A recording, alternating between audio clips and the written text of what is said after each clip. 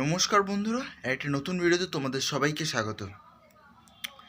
প্রথমে কাস্ট বলে নিই, ঠিক আছে? তারপর ট্রেলার রিভিউতে আসছি। লক্ষ্য, যে কিল মুভিতে ছিল, ডেবিউ করেছিল। রাঘব জুয়েল, যে এনিবডি ক্যান ড্যান্স মুভিগুলোতে থাকে, প্লাস আরও অনেক ডান্সের সিনেমাতেই থাকে। হয়ে গেল এই দুটো। সলমান খান, আমির খান, শাহরুখ খান, এই তিনটে খান একটা সিরিজে। অবিশ্বাস্য, কিন্তু এটাই হতে চলেছে। রাজামৌলি, অর্জুন কাপুর, রাজকুমার রাও, দিশা পাটানি, ববি দেওল, মনোজ পাওয়া, তারপরে কে, বাদশা যে গানের আর্টিস্ট, মোনা সিং, প্লাস আরও অনেকে।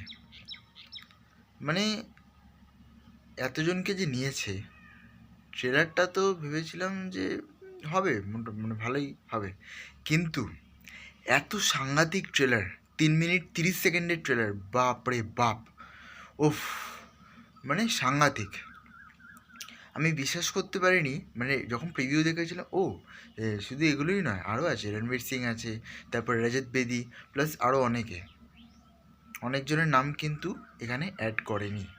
সিরিজ দেখলে আমরা জানতে পারবো আরও কে কে আছে না আছে। অনেকগুলো কিন্তু কিছু সারপ্রাইজ আছে যেগুলো আমরা সিরিজ দেখলে জানতে পারবো, যেমনটা বললাম। প্রিভিউ তো দেখেছিলাম, সেরকম ট্রেলারটাও কিন্তু সাংঘাতিক হয়েছে। ব্যাডস অফ বলিউড। লক্ষ্য হচ্ছে একটা অ্যাক্টার, মানে যে আরও অনেক বড় বড় স্বপ্ন দেখে। এবার ববি দেওল বলছে যে আমার ছেলেকে আমি লঞ্চ করছি এরকমভাবে, আমার মেয়েকে করবো না।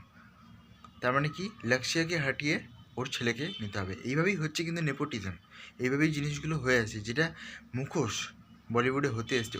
সরি, আরেকটা নাম ভুলে গেছি, আমি বলে ফেলি, করণ জোহর। ইয়েস, মানে এতজন রয়েছে, মানে আরও হয়তো অনেকে রয়েছে, আমি হয়তো কিছু মিস করে গেছি, সেটা তোমরা বলে দিতে পারো। ট্রেলার ওয়াইজ সাংঘাতিক। যেভাবে এসআরকে ক্যামেরাটা তো আমি পরে বলছি। রাজামৌলি আর আমির খানের যে একটুখানি কনভারসেশন, তারপর রাজামৌলি বেরিয়ে যাচ্ছে, লক্ষ্যের সঙ্গে যেভাবে আমির খান একটু হিলেরিয়াসভাবে যে ট্রিট করছে, ওইটা ইডলি বড়া না পাওভাজি, এটা।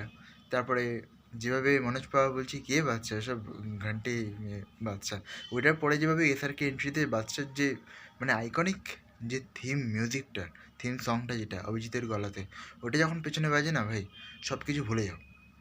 মানে ওটা ডেডলি, ওটা একটা আইকনিক মেমোরি। মানে শাহরুখ খান ওই বাদশা গানটাতে এন্ট্রি নিচ্ছে, সানগ্লাস খুলছে, জাস্ট অসাধারণ। তারপর আরও একটা অ্যাওয়ার্ড নাইট দেখিয়েছে, সবাই এক এক করে ঢুকছে, রাজকুমার রাও, অর্জুন কাপুর, তারপরে দিশা পাটানি, আরও অনেকে। কিন্তু একটাই কথা বলবো, ট্রেলারটা দারুণ হয়েছে। ওয়েট করছি এবার সিরিজটা দেখার জন্য। 18 সেপ্টেম্বর রিলিজ হবে নেটফ্লিক্সের প্ল্যাটফর্মে। আজকের মতো এই পর্যন্ত, আবার দেখা হবে পরবর্তীতে, তখন ভালো থাকুন, তখন থ্যাংক ইউ।